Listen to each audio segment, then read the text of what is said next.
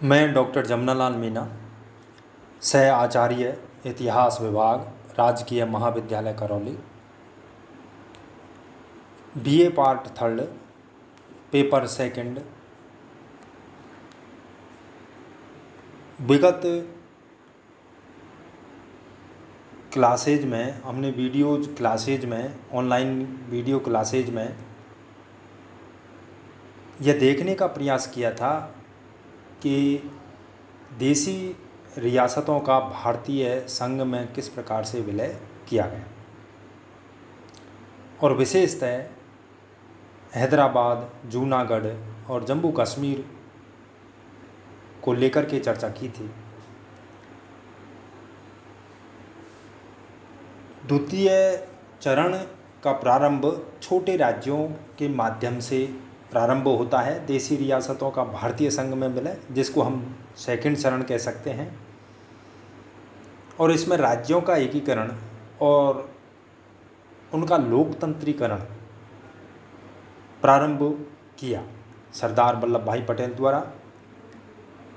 देसी राज्यों के भौतिक रूप से भारत में विलय के परिणाम स्वरूप भारत को टुकड़े टुकड़े होने से बचा लिया था, लेकिन ये राज्य भारत के साथ एक आकार नहीं हुए थे। एक ओर इन राज्यों की पुरातन व्यवस्था भारत की नवीन लोकतांत्रिक व्यवस्था के प्रतिकूल थी, और दूसरी ओर कई राज्य इतने छोटे थे कि पर्याप्त आर्थिक संसाधनों के अभाव में उनके लिए अपना स्वायत्त अस्तित्व बचाए रखकर विकास कर पाना संभव नहीं था। पटेल एक बार पुनः पूरी ऊर्जा और कौशल के साथ इस ध्येय की प्राप्ति में जुट गए। प्रिय विद्यार्थियों, सरदार पटेल ने कभी पैतृक भाव और कभी मैत्री भाव, कभी सलाह और कभी दबाव की रणनीति अपनाकर राज्यों से बार बार एकीकरण के लिए अपील की। सरदार पटेल ने 13 नवंबर 1947 को जूनागढ़ आमसभा में कहा था कि राज्य किसी व्यक्ति की निजी संपत्ति नहीं है, परम सत्ता राजाओं के प्रयासों से नहीं बल्कि जनता के प्रयासों से समाप्त हुई है, इसलिए जनता को अपने भाग्य का फैसला स्वयं करने का अधिकार है। पटेल ने ये बात जूनागढ़ आमसभा में कही थी। उन्होंने शासकों को ये हिदायत दी थी कि राजतंत्र गुजरे जमाने की बात थी, अब उन्हें समय के साथ बदलना होगा।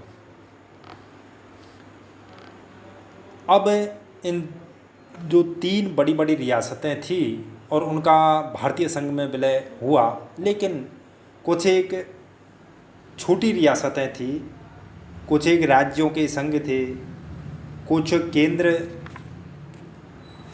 शासित देश थे, राजस्थान संघ थे। इनको सबको मिलाकर के और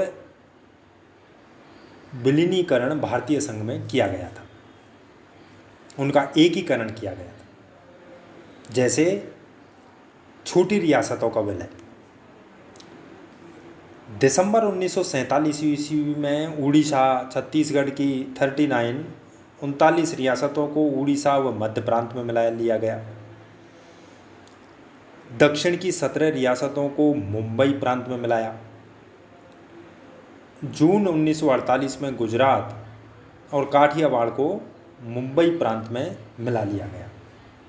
तो इस प्रकार से जो छोटी रियासतें थी उनका विलय किया गया।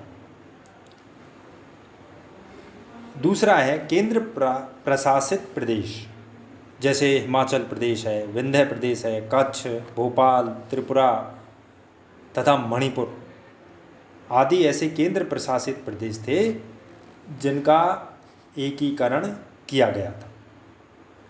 नंबर 3 राज्यों के संघ, जैसे सौराष्ट्र संघ है, नवनगर और भावनगर, ये दोनों ही 15 फरवरी 1948 को इनका विलय किया गया था। जैसे सेकंड है मध्य भारत, 28 मई 1948 को ग्वालियर, इंदौर और मालवा इसके अंतर्गत आते थे और इनका विलय, इन राज्यों का विलय भारतीय संघ में किया गया था। नंबर 3 है पटियाला तथा पूर्वी पंजाब राज्य संघ। 20 अगस्त 1948 को इनका विलय किया गया।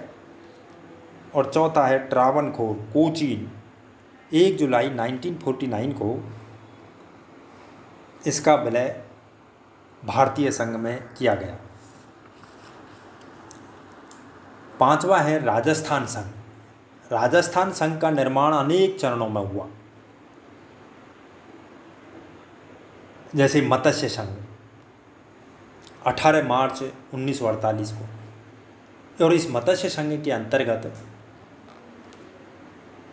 अलवर, भरतपुर, करौली, धौलपुर ऐसे ज़िले थे जिनको मत्स्य संघ बना करके और भारतीय संघ में विलय उनका किया गया। इसके बाद आता है संयुक्त राजस्थान। संयुक्त राजस्थान के अंतर्गत बूंदी, झालावाड़, कोटा, किशनगढ़, बांसवाड़ा, डूंगरपुर, प्रतापगढ़, शाहपुरा और टोंक और कुछ समय के बाद उदयपुर भी इस संयुक्त राजस्थान के अंतर्गत ले लिया गया था और उसका विलय किया गया था।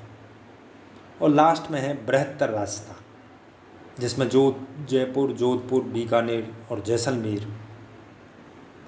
और सबसे अंत में है 1956 में सिरोही तथा अजमेर, मेरवाड़ा को भी राजस्थान में सम्मिलित कर लिया गया था।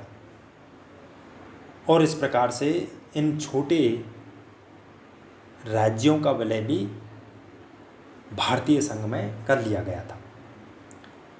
अब इन देसी रियासतों का जो विलय हुआ था उसके क्या परिणाम थे? तो पहला परिणाम है कि प्रादेशिक अखंडता की स्थापना, यानी कि देसी रियासतों के विलय से भारत की प्रादेशिक अखंडता स्थापित हुई। दूसरा है रियासती शासक राष्ट्रीय मुख्य धारा से जुड़ गए, यानी जो रियासती शासक थे, चाहे वो छोटे राज्यों के हो, चाहे वो बड़ी देसी रियासतों के हो, हैदराबाद के हो, जूनागढ़ के हो, जम्मू कश्मीर के हो, चाहे वो छोटे राज्यों के हो, रियासती शासक जिनकी राष्ट्रवादी भावना संदेहजनक थी, वो राष्ट्र की मुख्य धारा से जुड़ गई। और तीसरा महत्वपूर्ण परिणाम ये निकला कि देसी नरेशों की निरकुंसता और फिजूल खर्ची का अंत हो गया। इसी तरह से नंबर 4, जो देसी रियासत के विलय का जो मुख्य परिणाम था वो ये था कि देसी रियासतों की जनता को प्रजातांत्रिक एवं नागरिक अधिकार प्राप्त हो गए। 5वां बिंदु है देसी रियासतों के विलय का जो परिणाम रहा वो था रियासतों की पिछड़ेपन का अंत, अर्थात रजवाड़ों के शासन के अंतर्गत रियासतों के पिछड़ेपन का अंत हुआ और नवोदित राष्ट्र के साथ संयुक्त हो जाने के कारण इन क्षेत्रों में विकास की गति प्राप्त हो गई। नंबर 6 है अंग्रेजों की कुत्सित नीतियों का अंत हो गया। उनके द्वारा कश्मीर और हैदराबाद रियासतों के विलय में उत्पन्न किए गए अवरोध सफल नहीं हो सके और इस प्रकार स्वतंत्र भारत की राष्ट्रवादी व प्रजातांत्रिक विचारों की विजय हुई। नंबर 7 है लोकतंत्रीय शक्तियों को प्रोत्साहन।